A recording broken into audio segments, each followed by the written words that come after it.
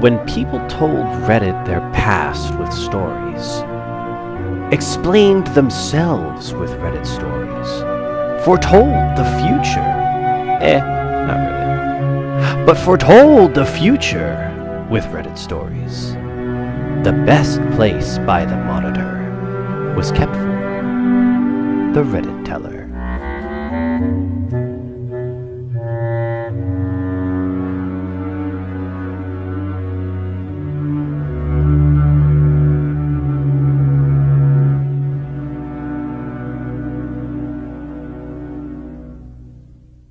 Now, as I recall this next tale, it stems from Candid Spot, titled, "My foster family of 11 years is kicking me out by the end of the week. I have nowhere to go and I feel broken." I, 18 male, was told earlier today that I need to pack up and leave by the end of the week. I still feel in shock. I was removed from my biological family when I was 7 due to issues with my parents. I was then replaced in foster care and then matched with a couple who I will call the Peters. It's not their real name. No matter how much I actually want to blast their real info, I won't. The Peters were always really nice to me, and since I moved in when I was pretty young, after a while I started to consider them my parents. I called them Mom and Dad. Treated them as my parents, treated their biological son as my brother. I wasn't their only foster child. They also have a 9-year-old boy who's lived with us for a little over a year. I was never adopted by them. I know why, because they live off the fostering allowance. Something that never really bothered me. They told me that it didn't matter and that legality didn't make us a family, which I believed. I went on their agency website earlier today and I found out they're getting paid at least £2,400 for me per month. Or at least they were. Since I turned 18, they stopped getting the allowance. However, they applied for a staying put arrangement for me, which meant they would continue getting paid something as they continue to support me and let me live with them. It wasn't as much. I think it was like $1,000 per month.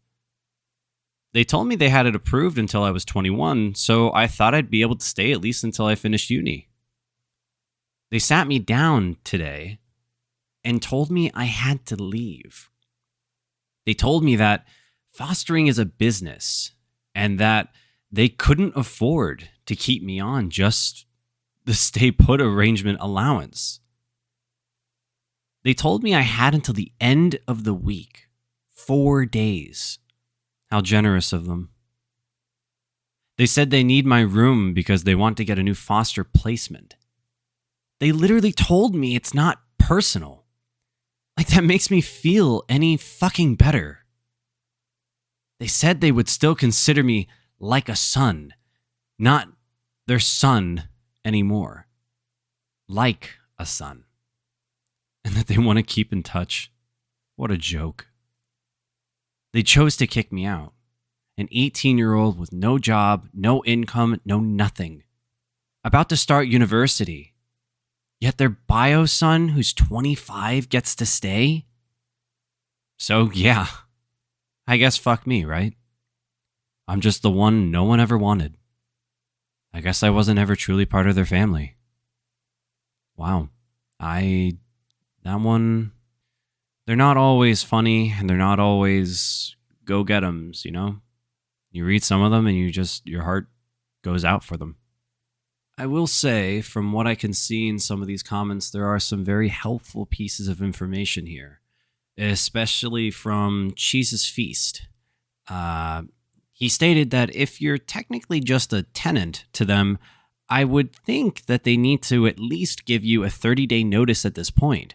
I don't know where you live, but at this point you've been there long enough to have established residency.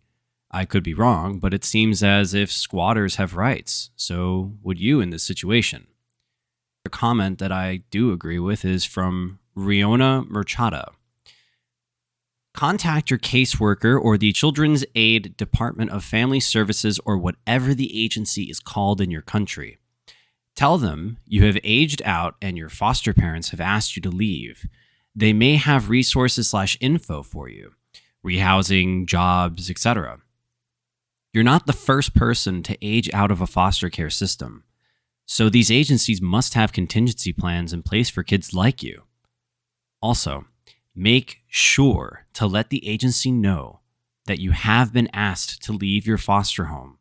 You don't want the family to collect and stay picking up that allowance if you're not there. And they're wholeheartedly right. They legally wouldn't be able to collect anything as long as you're not there or they have a reason to collect it. And I wish you the best of luck. Now, this next tale stems from Little Baby Gorilla. And I would just like to put it out there that I hope they find you and they put you back in your little baby jail zoo. Because no baby gorilla should ever have access to Reddit, and I do not condone that. However, this story is titled, I Got Into a Fist Fight with the Woman Who SA'd My Husband When He Was a Child. My husband was SA'd as a kid for years by a family friend. She would routinely force him to, well, eat out. I won't necessarily go into the detail in that regard. And try to get him to, quote, give her a baby boy of her own. Wow. Okay. As I'm going to continue reading this, I will give you a warning that this story does get a little weird. His parents did nothing about it when they found out. I've noticed that that's also a common thing with older generations. It seems like they really prioritize relationships over their own children. I've seen it in person, and it baffles me. But what are you going to do? Now, his parents did nothing about it when they found out. They're still friends with her and her husband.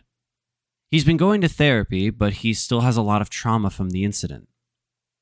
My 27-year-old husband and I, 30 female, told me from our very first sexual encounter about how he is unable to perform in that regard on her because of the smell and for any kind of traumatic response of it. It just messes him up. I'm not going to read that whole line. I have never and I will never ask him to do it, especially when he's uncomfortable. But he still offered to break up if I wasn't happy about the arrangement. I've been completely okay with this, honestly. He's such a lovely, loving man, with honestly the cutest smile and the prettiest heart in the world, and I couldn't care less about that one part. But obviously, it saddens me that he was a victim to this, and I loathe the woman with my entire being. I hadn't been able to do anything about her until now, because my husband didn't want this to come out, and to keep the peace. So I kept quiet, and took out my frustrations by not inviting her to any important events hosted by us, and threatening and going through with uninviting anyone who tried to override that decision. And sneaking in cheese into her food when she's lactose intolerant, and enjoying the show of her running around to, use the bathroom. We have seen less of her, but every time she looks at my husband, I'm almost burning with anger. We were invited to his parents' 40th anniversary celebration at the local club, and it involved a lot of people, so I was hoping to avoid her and have a happy evening with my husband. But then she sought him out while we were taking a nice stroll and talking to his parents, and asking me how I'm liking having leftovers. My husband was uncomfortable but held my hand to stop me from doing anything. But then she decided to slap me gently, not gentle at all, I might add, and asked me when I'm giving her another baby boy a copy of my husband. And I lost all my cool. and I got into a heated fistfight with her. I pulled her hair, scratched her face, tore her extensions, and banged her head against the table at least twice. My husband took me to the hospital immediately, and I was worried about what he would say. But he just told me he's grateful to me and proud of me, and he doesn't want me to get into this situation that could land me in jail. His mother screamed at me, asking me what did I think I was doing. And I just said I did exactly what she should have done years ago. I'm usually not confrontational, but that felt really good. I don't know if she's going to press charges on me. My husband and I are looking into legal options, but I honestly don't even regret a single thing about what I did to that bitch. I wish I'd done more damage, but for now, I'll take what I got and take all the cuddles and spoiling my husband's giving to me. That is insanity.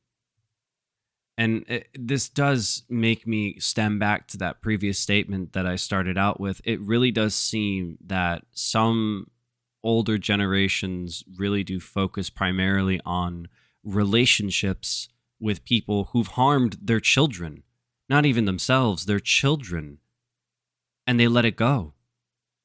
And I'll never understand it. And I'm grateful for people like you in the world who are willing to defend those who can't defend themselves. And I'm not saying the guy who had this happen to him isn't capable of defending himself, but what everyone needs to realize is that those who have experienced these moments are vulnerable to moments where they are defenseless and they need their partner or they need a friend to be there for them, especially when their parents weren't. And so I know for a fact he is just forever grateful for you. And I know I'm grateful to read a story about someone like you willing to stand up to evil